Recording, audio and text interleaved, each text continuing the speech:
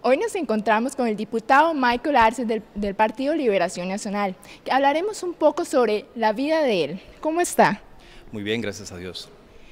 Cuéntenos, ¿qué travesuras se acuerda usted de su infancia? De mi infancia, travesuras. Recuerdo una vez que quebré una ventana en mi casa jugando con unos amigos del barrio.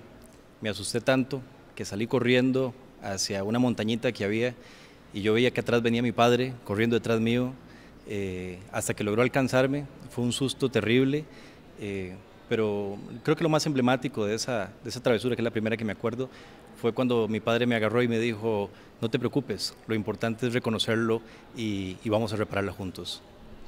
¿Qué experiencia gratificante tiene su época como estudiante? Muchas, desde muy joven, prácticamente desde la escuela siempre participé en movimientos juveniles, en grupos estudiantiles. Me acuerdo haber sido presidente de la Escuela de Los Ángeles de Grecia.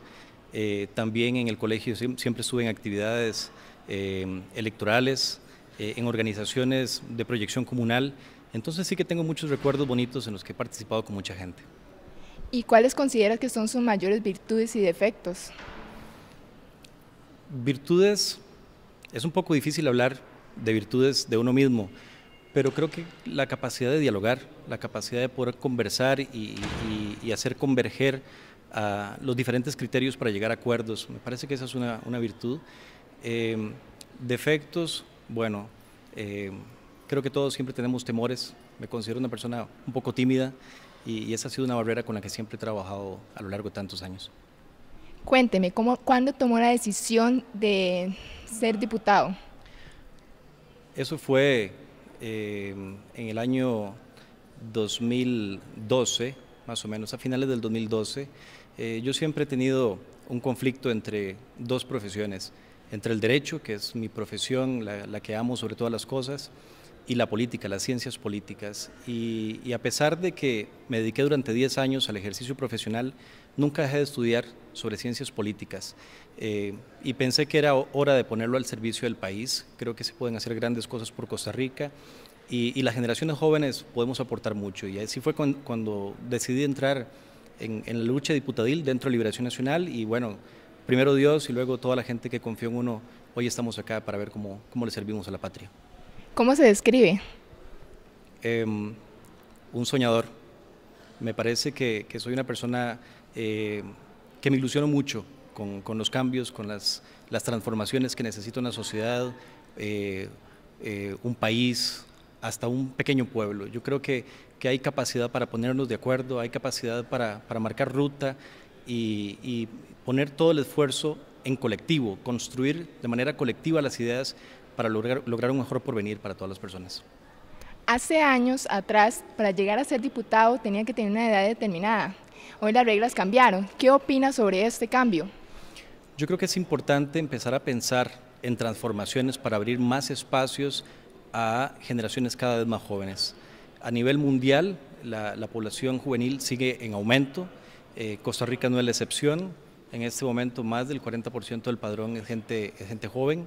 Y yo creo que hay gente muy joven, muy preparada, y me parecería que es importante empezar a analizar una discusión si conviene bajar la edad, por ejemplo, de las diputaciones a la misma edad que se exige para votar.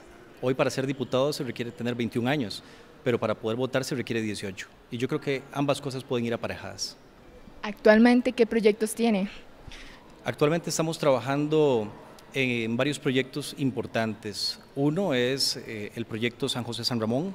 Consideramos de primer orden el tema de infraestructura vial, de obra pública en Costa Rica. Además yo soy del Cantón de Grecia y esto es muy importante porque creo que el occidente de Alajuela le aporta muchísimo talento al desarrollo nacional, pero tiene que sufrir todos los días con autopistas en pésimas condiciones. Estamos trabajando en esa línea. También estamos trabajando en ver cómo fortalecemos las organizaciones de desarrollo comunal. Hay un proyecto que presentamos recientemente para permitirle a las asociaciones convertirse en empresas comunales y venderle bienes y servicios al Estado y también alquilarle, si tienen algún local que puedan alquilarle al sector público, que lo puedan hacer para que esos fondos puedan ser invertidos en la misma sociedad o incluso para que puedan coordinar con el Banco Popular y de Desarrollo Comunal y poder invertir en el desarrollo de sus comunidades. También estamos trabajando en proyectos muy importantes en las diferentes comunidades que atiendo, en este caso Poás, Grecia, Valverde Vega y Palmares, apoyándoles en sus gestiones, tanto a los gobiernos locales como a las organizaciones de la sociedad civil, las cámaras empresariales y demás. Y uno muy importante que me parece que es trascendental es un proyecto que reforma la ley 8114, donde lo que buscamos es distribuir mejor el impuesto a los combustibles. Este impuesto, cuando se nos dijo al pueblo que se iba a establecer este impuesto, se nos dijo que era para solucionar el problema de las vías públicas y además que iba a tener un impacto favorable al ambiente. Y bueno, eso hoy por hoy no es así. Las municipalidades atienden el 82% de la red vial nacional y CONAVI el 18%, y sin embargo están invertidos los números. Creemos que para provocar un desarrollo local requerimos inyectarle más recursos a las municipalidades. Esos son nuestros proyectos. Bueno, ya para finalizar, cuéntenos un poco sobre su vida. ¿Cómo que quieres saber? ¿Qué cosas ha hecho últimamente? Bueno, últimamente estoy metido de cabeza en este trabajo.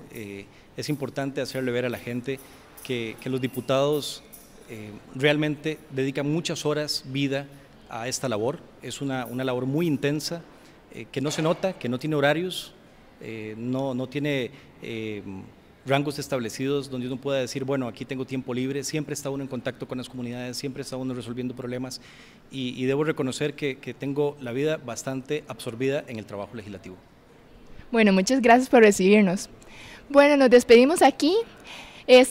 Ha finalizado la entrevista. Se despide Kiara Rodríguez para Noticias UIA.